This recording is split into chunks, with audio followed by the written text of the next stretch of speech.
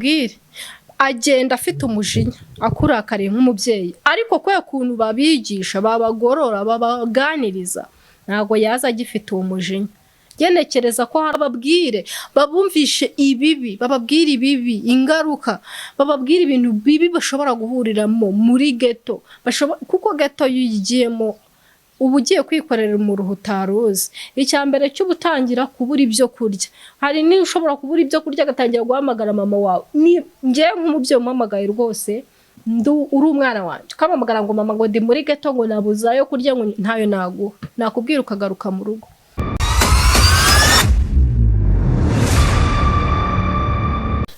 Twongeye kubasuhuza tunabaha ikaze ku muyoboro wacu wa YouTube channel nyita Mr Bwoba cyangwa unyite Inganzwa bitewe n'uburyo ki ushobora kuba waramenyemo.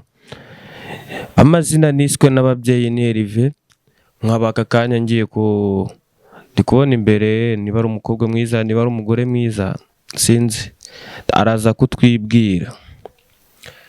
Turakwakiriye izina nzini witi tuguhaye ikaze ku muyoboro wacu wa YouTube channel. Murakoze cyane. N'ubundi umukobwa wese ni umugore ntago wibeshye ntago agiye kure y'ukuri. Ni biti nk'ibisanzwe n'ubundi. Twakwakiriye hano ku muyoboro ushobora kugerageza ukibwira abantu nyine muri rusange ubundi witi ni muntu ki? Witi ni umukobwa w'abanyarwandakazi. Ibyo birabaye. Okay, reka nari kwirwa ntandamira cyangwa njya mu bintu byinshi. Hari akavideo nabonye none nifuza ko twakaganiraho. Ko ndabizi nawe ufite ibitekerezo ushobora gusangiza abanyarwanda. Hakaba hari ikintu bashobora kugira ikintu bakuramo. Kuko ibiganiro dukora ni bishobora kuba byasetsa umuntu cyangwa byamuhindura bitewe n'uburyo ki icyo kiganiro yacyumvishe. Akanya hari akavideo nabonye kari kuzenguruka ku mbuga nkoranyambaga. Singombwa wenda mvuga hano nakabonye ariko ni akavideo umukobwa arimo aravuga ngo reka nze nkakwereke.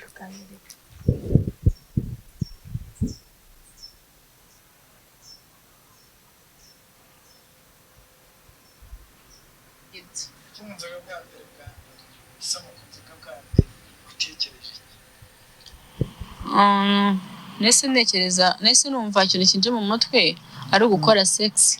Gukora sex muraguvuka ni Ngiye bundi mvuka hano mu Biryogo nkaba narakuriye Rwamara hepfo mavukiye mu Biryogo rwo nakuriye Rwamara. Vuga cyane. Navukiye mu Biryogo gusangurira Rwamara. Ni kihe kintu uzi ku bakobwa bo mu Biryogo? Abakobwa mu Biryogo ngo babatanga. Ndumva gahagije. Akibona iki kiganiro kumva umukobwa uburyo ki avugamo wisutekereza iki? Nisenekereza nyine ko afite imyumvire itari myiza. Yapfuye nyine mu mutwe. Ni kumwe urubyiruko rw'ubu ruba rwarapfuye mu mutwe. Wabisobanura mu buhe buryo?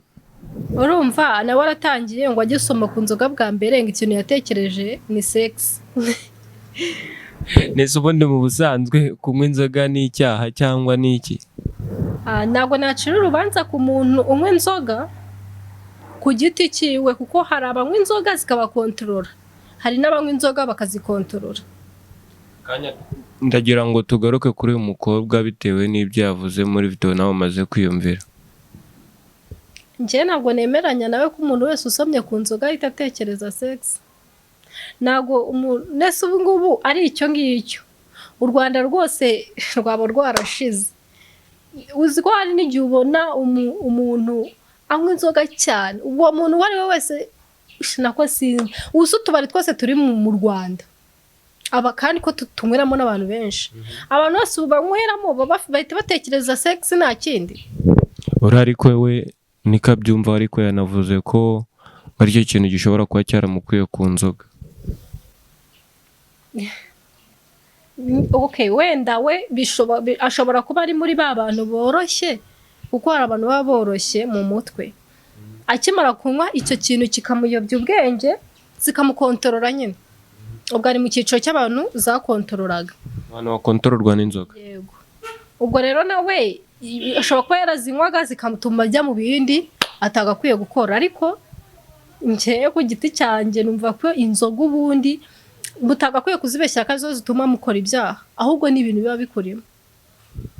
Ubwo bivuze ngo inzoga kuyinywa si icyaha, ahubwo wenda icyaha ni iki ishobora kugukoresha.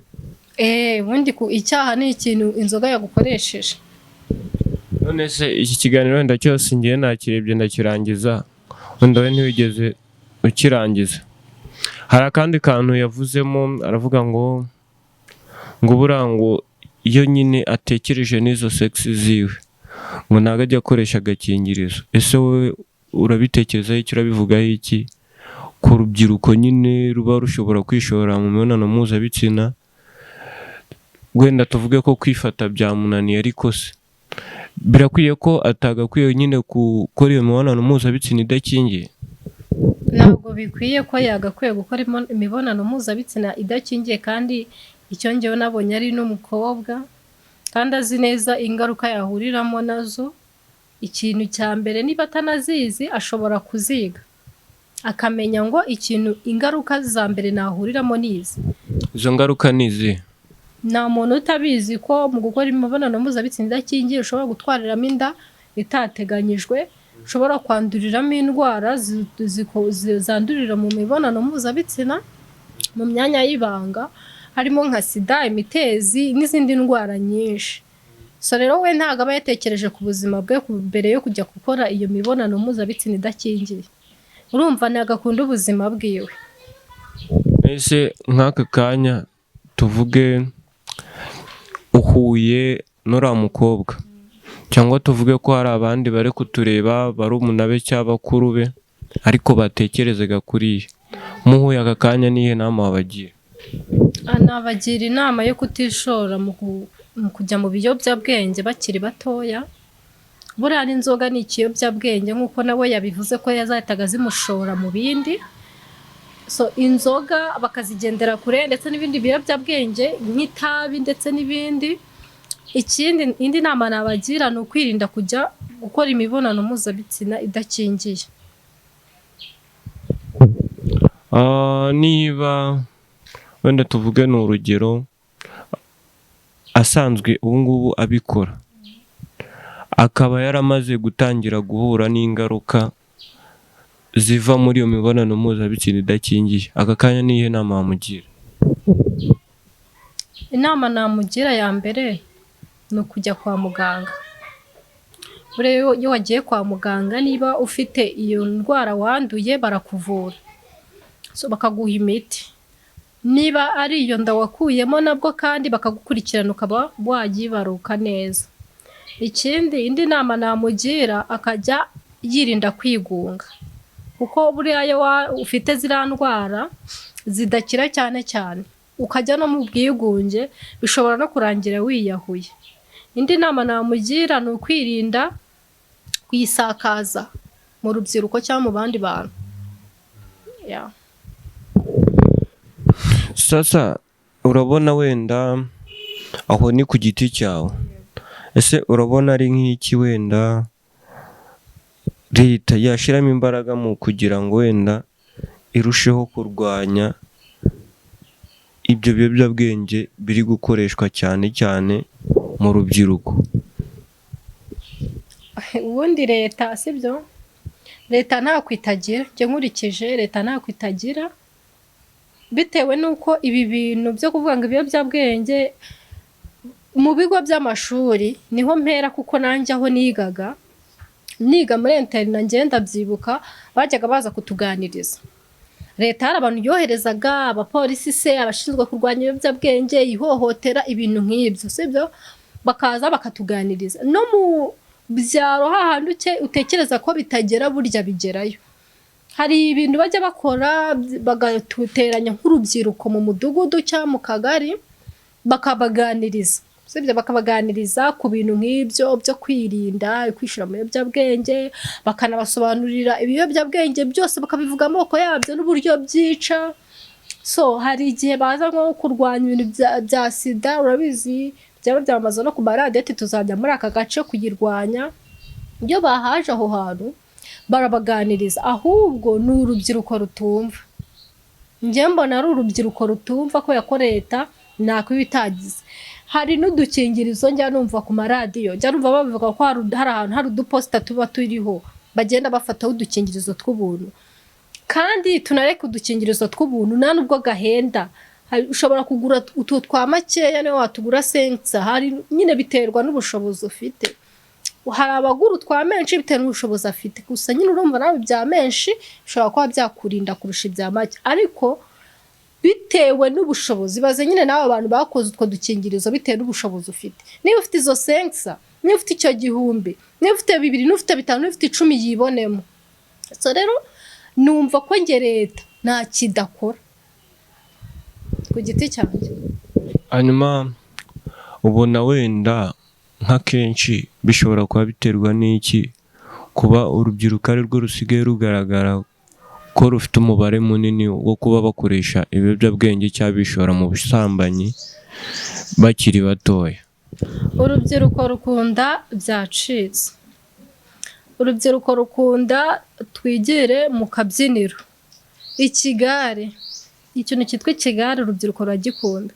Urubyiruko ntabwo rubanza gutekereza ku buzima bwabo mbere yo kujya gukora ikintu, ahubwo agitekerezaho cyamubayeho.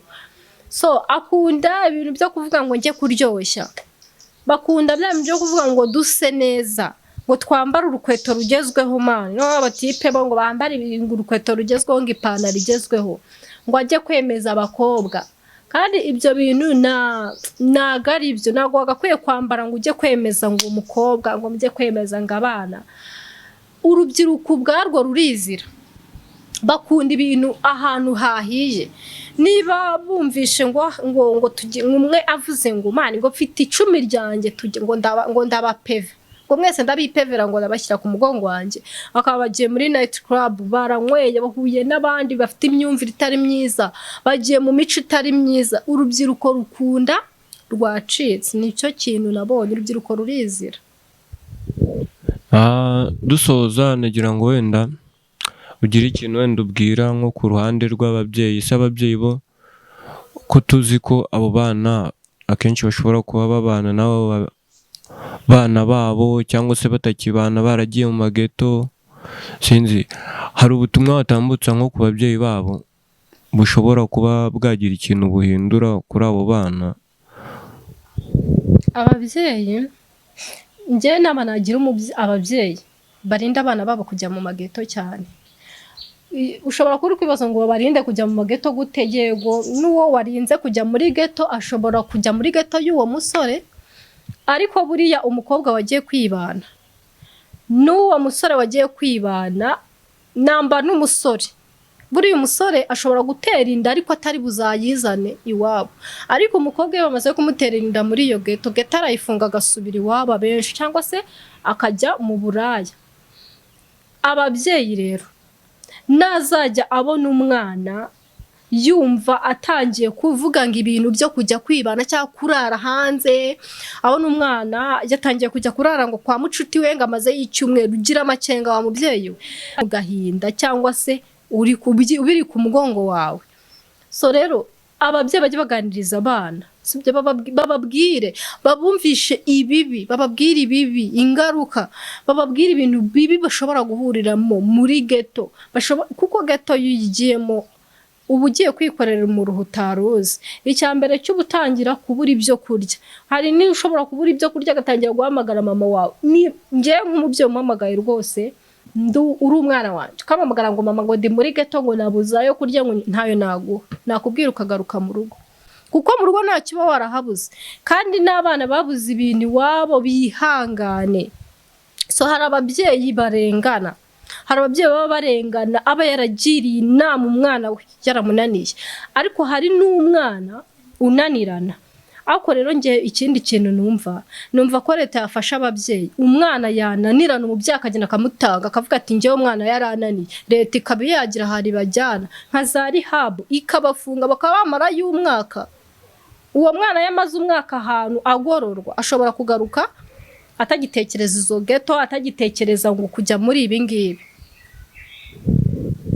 ubwo urumva umwana ujyanye mu marihabu cyangwa se bamujyanye mu kigo ngororamuco, urumva yazagaruka akigufitiye urukundo nk'umubyeyi cyangwa yaza agufata nk'ikindi kintu? aza ashobora kuba oya reka nkubwire, agenda afite umujinya akurakariye nk'umubyeyi, ariko kubera ukuntu babigisha babagorora babaganiriza ntabwo yaza agifite uwo mujinya. Ngenekereza ko hari ahantu babagorora bakagaruka bazi icyo gukora, noneho ari abana bafite ikinyabupfura, ari abana bagendera ku murongo, bafite umuco. Urakoze cyane, nadusoresha ikiganiro cyacu cy'uyu munsi. Niba ari ubwa mbere wa munyarwanda we cyangwa se utari n'umunyarwanda, aho waba uherereye hose mu bihugu by'abaturanyi, mu bihugu wambutse iyo hakurya i Burayi na Amerika, turagusaba kuba wakanda subscribe. Ibiganiro nk'ibi ngibi byigisha nakagaruka kuri iyi channel, tera comment usangize na bagenzi bawe. Murakoze.